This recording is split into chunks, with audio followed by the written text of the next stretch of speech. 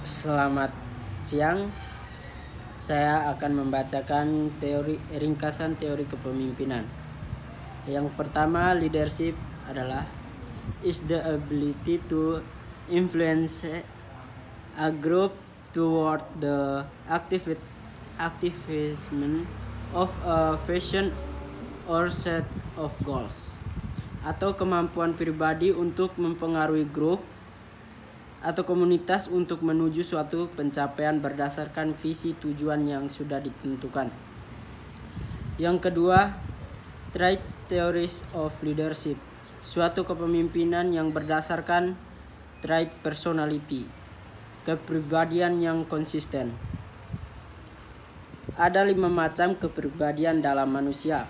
Yang pertama, openness to experience, atau keterbukaan terhadap sesuatu yang baru. Yang kedua, constitution atau pengendalian diri.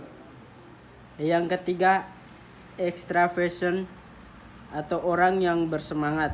Yang keempat, agreeableness atau kualitas pemimpin yang tidak diharapkan, manutan apa yang dikatakan mau aja. Yang kelima, neuroticism, sensitif, nervous, berlebihan atau gugup. Ada 3 pemimpin yang ideal. Yang pertama, openness, keterbukaan. Yang kedua, consequentious atau pengendalian diri. Yang ketiga, extraversion, orang yang bersemangat. Ada 2 pemimpin yang tidak ideal. Yang pertama, agreeableness atau kualitas kepemimpinan yang tidak diharapkan. Yang kedua, neuroticism atau sensitif, nervous, berlebihan dan gugup. Teori yang kedua adalah 5 langkah design thinking. Kemampuan pemimpin dalam empati analisis menciptakan suatu gagasan baru. Yang ketiga, teori 5 langkah komponen berpikir atau komputasional. Kemampuan pemimpin dalam memecahkan data, mengenali pola, merumuskan masalah, dan mengevaluasi.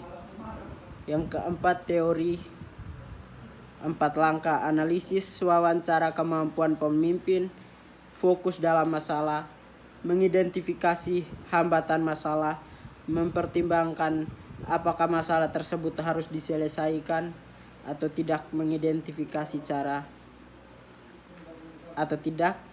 mengidentifikasi cara untuk menyelesaikan hambatan.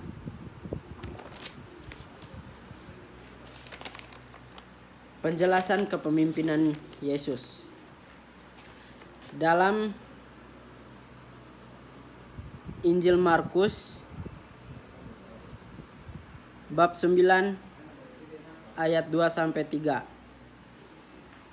6 hari kemudian Yesus membawa Petrus, Yakobus dan Yohanes, dan bersama-sama dengan mereka ia naik ke sebuah gunung yang tinggi. Di situ mereka sendiri saja. Lalu Yesus berubah rupa di depan mata mereka, dan pakaiannya sangat putih, berkilat-kilat. Tidak ada seorang pun di dunia yang dapat mengelentang pakaian seperti itu. Maka nampaklah kepada mereka Elia bersama dengan Musa. Kedua sedang berbicara dengan Yesus. Kata Petrus kepada Yesus, "Rabi, betapa bahagianya kami berada di tempat ini. Baik kami dirikan 3 kemah, 1 untuk engkau, 1 untuk Musa, dan 1 untuk Elia." Ia berkata demikian sebab tidak tahu apa yang harus dikatakan karena mereka sangat ketakutan. Maka datanglah awan menaungi mereka, dan dari dalam awan itu terdengar suara, "Inilah yang kukasihi, dengarkanlah dia." Dan sengkoyong-koyong waktu mereka memandang sekeliling mereka, mereka tidak melihat seorang pun lagi bersama mereka, kecuali Yesus seorang diri. Pada waktu mereka turun dari gunung itu, Yesus berpesan kepada mereka supaya mereka jangan menceritakan kepada seorang pun apa yang telah mereka lihat itu sebelum Anak Manusia bangkit dari antara orang mati. Mereka memegang pesan tadi sambil mempersoalkan di antara mereka apa yang dimaksudkan dengan bangkit dari antara orang mati. Lalu mereka bertanya kepadanya, "Mengapa ahli-ahli Taurat berkata bahwa Elia harus datang dahulu?" Jawab Yesus, "Memang Elia akan datang dahulu dan memulihkan segala sesuatu. Hanya bagaimanakah dengan yang ada tertulis mengenai Anak Manusia, bahwa ia akan banyak menderita dan akan dihinakan. Tetapi aku berkata kepadamu, memang Elia sudah datang dan orang memperlakukan dia menurut kehendak mereka, sesuai dengan yang ada tertulis tentang dia." Penjelasan kepemimpinan Yesus.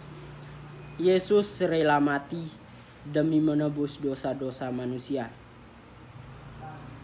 Terima kasih.